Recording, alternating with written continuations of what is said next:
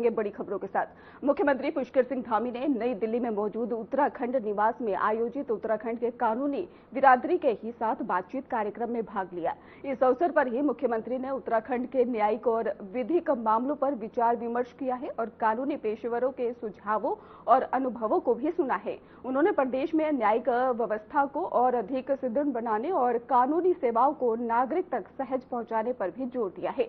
कार्यक्रम में ही वरिष्ठ वकील, न्यायाधीश और कानूनी पेशेवर उपस्थित रहे हैं।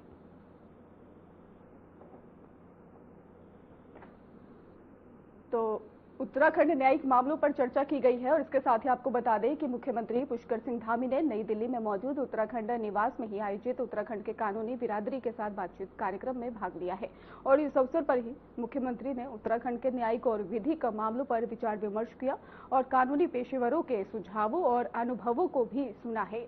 उन्होंने प्रदेश में ही न्यायिक व्यवस्था को और अधिक सुदृढ़ बनाने और कानूनी सेवाओं को नागरिक तक सहज तक पहुंचाने पर भी काफी जोर दिया। कार्यक्रम में वरिष्ठ वकील और न्यायाधीश और कानूनी पेशेवर उपस्थित भी रहे हैं।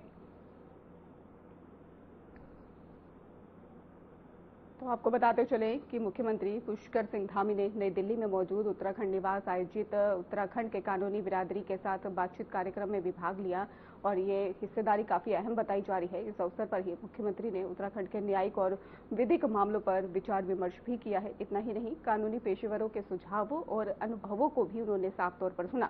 उन्होंने प्रदेश में ही न्यायिक व्यवस्था को और अधिक सुदृढ़ बनाने और कानूनी सेवाओं को नागरिक तक सहज पहुंचाने पर जोर दिया।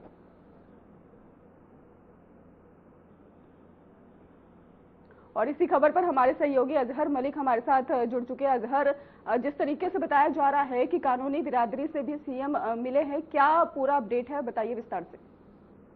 मैं आपको बता दूं कि उत्तराखंड में लगातार जिस तरीके से विकास की तरफ उत्तराखंड बढ़ता हुआ दिखाई दे रहा है, सबसे ज्यादा समस्या उन गरीब परिवारों को आती है, कानूनी गरीब परिवारों को आती है, जहां कानून का उन्हें नॉलेज नहीं होता और कानूनी प्रक्रिया को लेकर वो कहीं ना कहीं हारते हुए दिखाई देता है। उसी को लेकर उत्तराखंड के मुख्यमंत्री पुष्कर सिंह धामी ने ये वाली समस्या को उत्तराखंड से जड़ से उखाड़ने के लिए आज दिल्ली का मुख्यालय का रुख करा है, जहां उत्तराखंड भवन में उन्होंने कानूनी सलाहकार, कानूनी धुरंधरों से मुलाकात करी, जिसके बाद कई अपडेटें, कई बारीकी से कई बिंदुओं पर चर्चा हुई। उसके बाद प्रदेश को सुझाव कानूनी रूप से अच्छे से प्रदेश को चलाने के लिए और कानूनी व्यवस्था को पटरी पर लाने के लिए कई निष्कर्ष निकाले। अब आने वाला समय ही बताएगा कि धामी की इस बैठक के बाद प्रदेश के अंदर कितना परिवर्तन होता है, क्योंकि ये देखा गया है कि कई अनुबंध उत्तराखंड के अंदर ऐसे परिवार हैं जो पहाड़ों पर रहते हैं, जिन्हें कानूनी अपने अधिकारों का, कानूनी अधिकारों का ज्ञान नहीं होता और वो कहीं ना कहीं पर दूसरा अधिकारियों की मनमर्जी और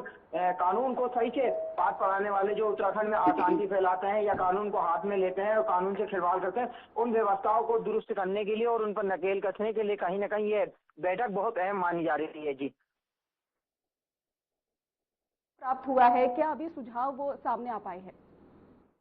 जी बिल्कुल, मैं आपको बता दूं कि अभी तक इस तरीके का कोई भी स्टेटमेंट औपचारिक रूप से सामने नहीं आया है, लेकिन सुझाव में जो सूत्रों के हिसाब से हमें जानकारी मिल रही है, उनकी बात मानी जाए तो कहीं ना कहीं कानूनी व्यवस्थाओं को लेकर, जैसे प्रदेश के अंदर सबसे ज्यादा बाहरी लोगों का हमारे प्रदेश के अंदर इंटरफेयर है और कहीं ना कहीं कुछ ऐसी गतिविधियां होती हैं जिन्हें कानून को हाथ में लेकर, जैसे अभी हाल में उत्तराखंड में एक फर्जी प्रमाण पत्रों को लेकर मामला सबसे ज्यादा गरमाया हुआ है। उत्तराखंड के हल्द्वानी से जो मामला आया था, यूपी से आए हुए 2 साल ही हुए थे, उन व्यक्तियों का स्थायी प्रमाण पत्र जारी कर दिया गया था, जिसके बाद कहीं ना कहीं इस तरीके की छोटी छोटी गतिविधियां बहुत हैं और प्रदेश के अंदर लोग अपना मौलिक अधिकार नहीं जानते हैं, लोगों को सही से कानून के बारे में, और दूसरा कानून का पाठ पढ़ाने वाले कानून के रक्षक भी कहीं ना कहीं लाचार और बेबस दिखाई देते हैं प्रदेश के अंदर। उसी को लेकर सबसे इम्पोर्टेंट बात यह है कि लोगों तक जागरूकता कैसे फैलाई जाए कानून को लेकर, और उत्तराखंड में जो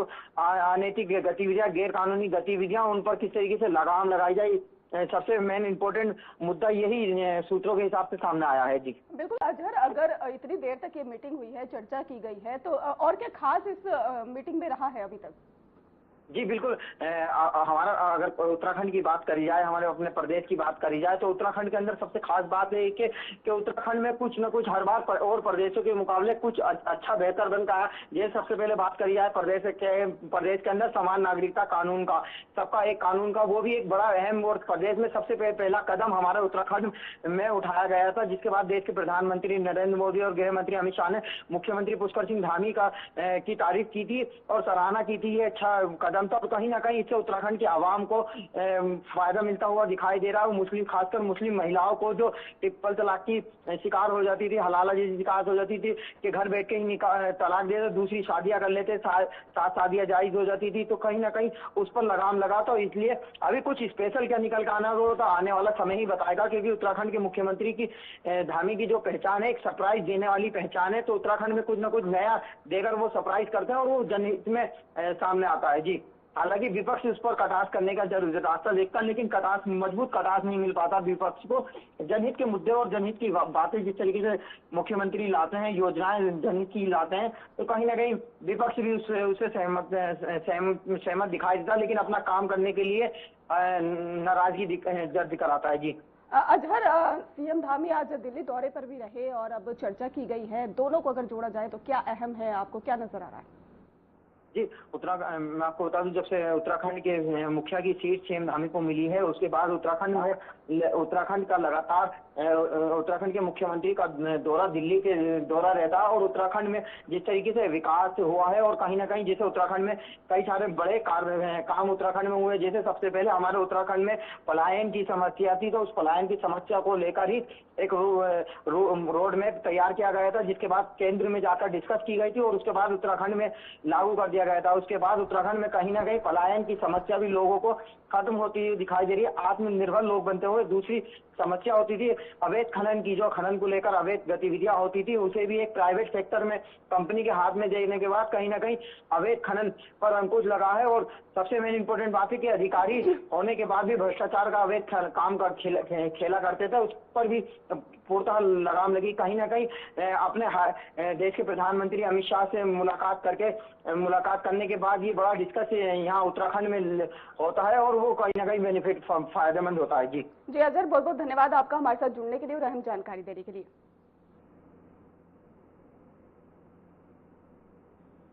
मुख्यमंत्री पुष्कर सिंह धामी से मुख्यमंत्री आवास में ही आंगनबाड़ी कार्यकर्ती और सेविका और मिनी कर्मचारी संगठन के सदस्यों ने भेंट की।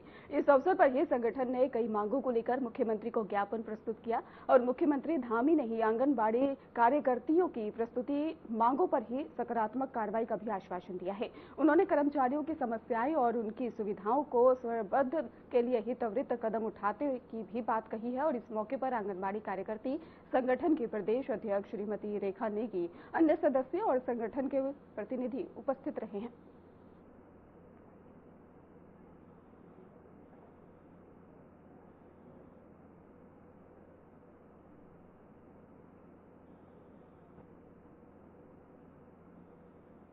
उत्तराखंड सरकार राज्य के ही दुरुस्त और जनजातीय बहुल क्षेत्रों के ही समग्र विकास के लिए एक बड़ी पहल करने जा रही है। इसके तहत ही प्रदेश के 128 जनजातीय बहुल गांवों का ही व्यापक कायाकल्प किया जाएगा और योजना का उद्देश्य इन गांवों को बुनियादी सुविधाओं और आर्थिक अवसरों और सामाजिक विकास से जोड़ना है।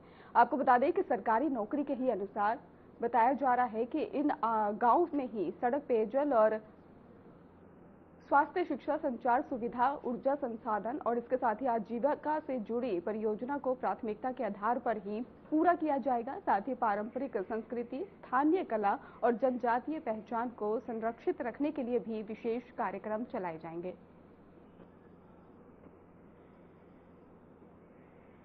तो आपको बताते जाए कि सरकार अब विशेष योजना शुरू करने जा रही है और इसके साथ ही जो लोगों को सुविधाएं हैं अब वो मिलने जा रही है।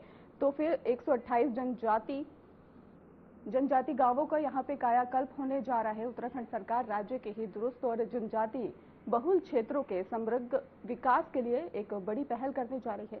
आपको बता दें कि प्रदेश के 128 जनजाति बहुल गांवों का यहाँ पे व्यापक कायाकल्प होने जा रहा है और इसके साथ ही योजना का जो उद्देश्य है इन गांवों को बुनियादी सुविधाओं और आर्थिक अवसरों और सामाजिक विकास से जोड़ना बताया जा रहा है।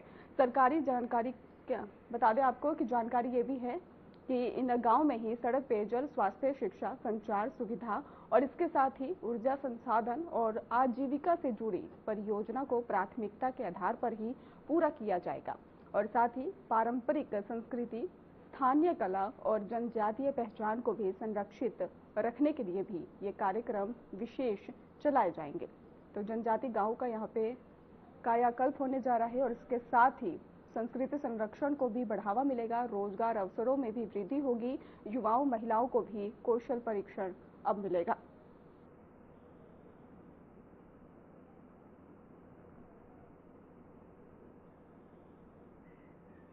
मुख्यमंत्री पुष्कर सिंह धामी के निर्देश अनुसार ही भूकंप और भूकंप जनित आपदाओं से बचाव की तैयारियों को परखने के लिए राज्य के सभी 13 जनपदों में 80 से भी ज्यादा स्थानों पर राज्य स्तरीय मॉक ड्रिल का आयोजन किया गया। उत्तराखंड के राज्य आपदा प्रबंधन प्राधिकरण यानी कि USDMA द्वारा ही पहली बार इतने बड़े स्तर पर मॉक ड्रिल आयोजित की गई है और इसके साथ ही आपको बता दें कि राज्य आपातकालीन परिचालन केंद्र से मॉक ड्रिल की ये निगरानी भी की गई है। तो देहरादून से आपको खबर बता रहे हैं जहां पर मॉक ड्रिल की जानकारी सामने आई है, जहां पर आपको बता दें कि 13 जिलों में ही अभ्यास आयोजित किया गया। तस्वीरों में आप देख सकते हैं किस तरीके से ही ये मॉक ड्रिल की गई है। मुख्यमंत्री पुष्कर सिंह धामी के निर्देश के बाद ही भूकंप और भूकंप जनित आपदाओं से बचाव की तैयारियों को परखने के लिए राज्य के सभी 13 जनपदों में से 80 में से ज्यादा स्थानों पर राज्य स्तरीय मॉक ड्रिल का आयोजन किया गया। उत्तराखंड राज्य आपदा प्रबंधन प्राधिकरण द्वारा ही पहली बार इतने बड़े स्तर पर मॉक ड्रिल आयोजित की गई है। इसके साथ ही राज्य आपातकालीन परिचालन केंद्र से ही मॉक ड्रिल की निगरानी भी की गई है। तो सीएम के निर्देश के बाद से ही मॉक ड्रिल का आयोजन देहरादून में किया गया। इसके साथ ही आपको बता दें कि अभ्यास अहम माना जा रहा है। सीएम धामी ने इसका बताया जा रहा है कि हिस्सा भी लिया है और 13 जिलों में ही अभ्यास आयोजित किया गया। सभी प्रकार की जो भी आपदाएं हो सकती हैं उनके बचाव के, उनके जो एक्शन है, उसके रिस्पांस टाइम है, उसको कम हो, आसानी से लोगों को सहायता मिल पाए, लोग अपने को सुरक्षित रख पाए, उसके लिए मॉक ड्रिल बहुत जरूरी है।